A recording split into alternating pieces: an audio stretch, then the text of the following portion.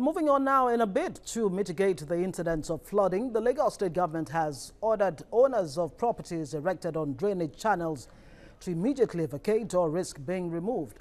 Now, this is contained in a statement signed by the Commissioner for the Environment, Babatunde Adejare.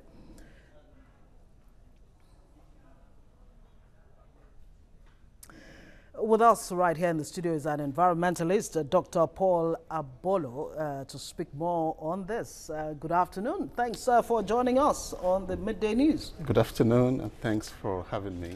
All right, now the Lagos Environment Commissioner, Babatunde Adejare, has not missed the opportunity to place the blame, basically, on the flooding in Lagos, on the bad way of disposal of our refuse, talking about the citizens or the residents of Lagos State. To what extent do you think the people themselves have caused the flooding problem in Lagos? The issue is beyond the people you're talking about. Okay. I would like you to rephrase the question and say, to what extent have we contributed to the flooding? Because the basic foundation for what we are seeing right now is embedded in climate change, global warming. So we need to look at the foundation from where this started. And of course, we also need to look at what else apart from global warming that has contributed to the situation. The way we manage our waste, the way we deal with environmental policies, the way we build, like you mentioned, building across the water channels, the way we deal with the environment. So generally, it's beyond the people. But I understand the government has to start from somewhere. Basically, there are actions for climate change mitigation and adaptation as contained in the Paris Agreement. That's ongoing. There are strategies to deal with that. And there is also the issue with the vulnerable groups. Right now, there are people who are affected by the intense flooding, and they fall into the vulnerable groups. And you talked about the vacation order and putting the blame. We need to also look at that because those belong to the vulnerable groups. And you need to understand that you can't deal with environmental issues in isolation.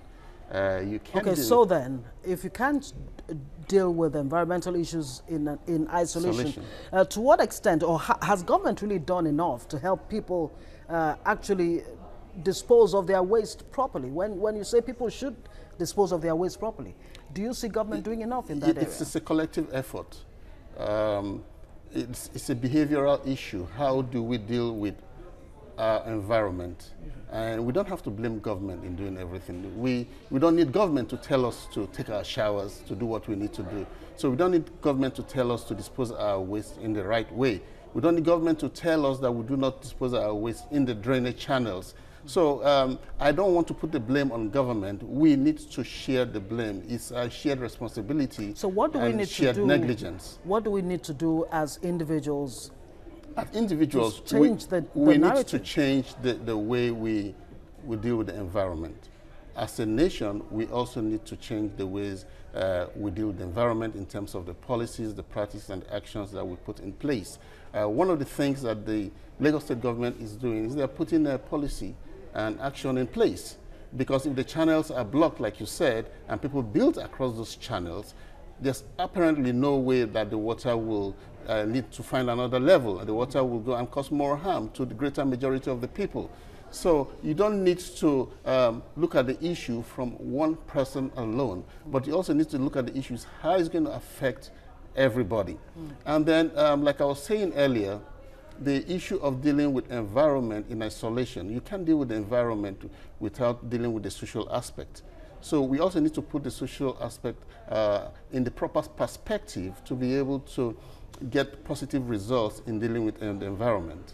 Now, the climate change, of course, Nigeria is a signatory to that yes. Paris climate deal.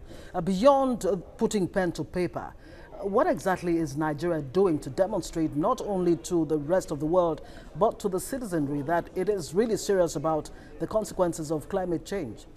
There have been very few initiatives, I must tell you, in that direction. We need to up our game in awareness, sensitization, and participation, because Until recently, so many people didn't even know what the Paris Agreement was. And I can tell you, so many people don't know what global warming is or what climate change is, talk less of knowing what the strategies, mitigation and adaptation strategies are. So we need to do a whole lot more. And I have preached this over and over again. I said we need to start from our schools. We need to introduce environmental education from the first grade up until the 12th grade and even beyond, because the youths need to grow up understanding the relationship between man and his environment. And what we are seeing now is that the environment is speaking out. The environment is speaking as flood. The environment is speaking as intense heat, temperatures. The environment is speaking out. And until we understand the environment and understand the relationship and how to manage the relationship between man and the environment, we are still going to be having some of these issues with the environment. Are we taking things for granted with the issue of reclamation? Lagos, for example, there's a whole lot of reclamation going on, pushing back the sea and, you know, taking land and building houses and all of that.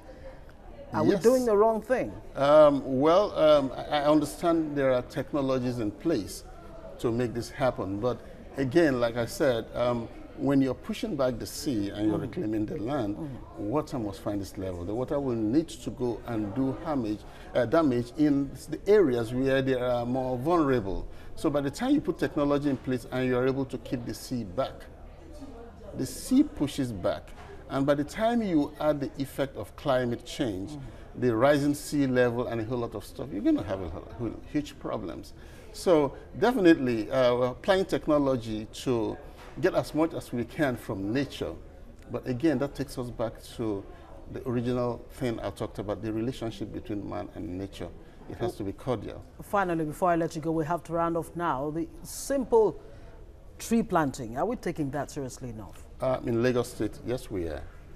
We are doing very well in Lagos State, and I think Lagos State should be used as a pilot for other states. Laws should be made, like I've proposed, that when the building plans are approved, part of the criteria for that approval should be that you should have X number of trees planted in the plot. By so doing, you will populate the environment again with the trees.